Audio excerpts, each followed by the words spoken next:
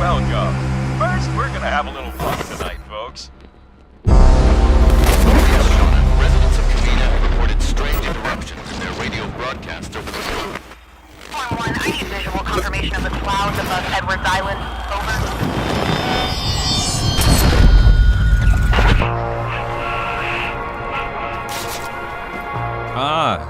Bit of a leap there. We could climb down here. Also, it might take a little longer. I just don't think we can make the gap. I can make it, probably. Can you? Because... Well, we'll see, won't we? Riley! Riley!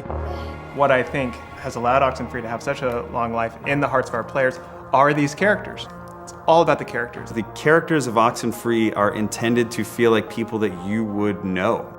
You're invested in their well-being. The issues that they deal with are ones that everybody can relate to. What does it mean to lose somebody that you love? What does it mean to be entering a new moment of your life that you're totally unprepared for? It's open-ended enough that you can always ask yourself, what would I do in this situation? Watch your step. I don't think this was meant for tourists. It's, sort of pretty, in a way. No, it's amazing. In another life, I would have been a geologist. Or took at least an intro to geology course, you know? OXENFREE is a game about some really relatable characters, but put in crazy, unrelatable situations. Riley's from Camena, and unlike Alex and her friends in OXENFREE I, Riley did not have the best time growing up in this area. The first game, really tight kind of focus on a few classmates. This game is about Riley coming home and interacting with Jacob, who is somebody who she went to high school with, dealing with her father, dealing with a whole host of new characters that are along this coast.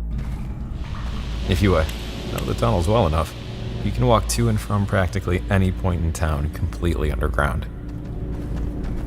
Have you, been down here before? Me, personally? No.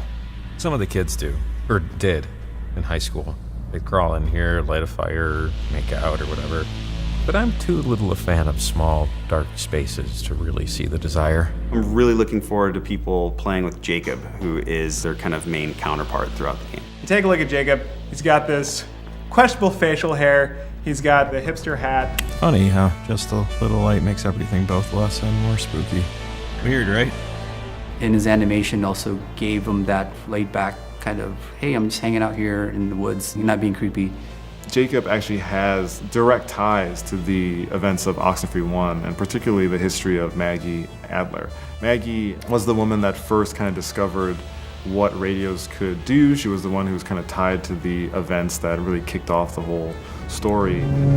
Hey, if you're on this frequency. Yes? My mom used to tell me stories. That's why I'm calling.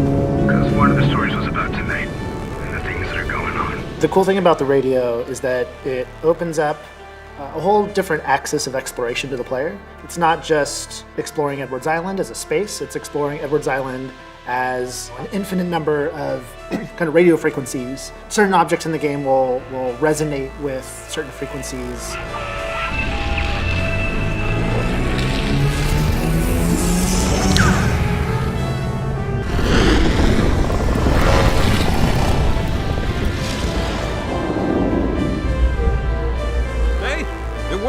I think.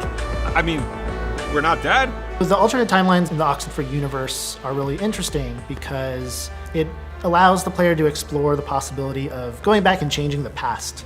I think we're back when the mine was somewhat operational. I don't think anyone's around. Let's see if the time tear opened anything up. The player gets to open these portals in time and go through them and talk to these other ghostly characters. Portals are getting open when they don't want it to happen, and so they've got to deal with the ramifications of that.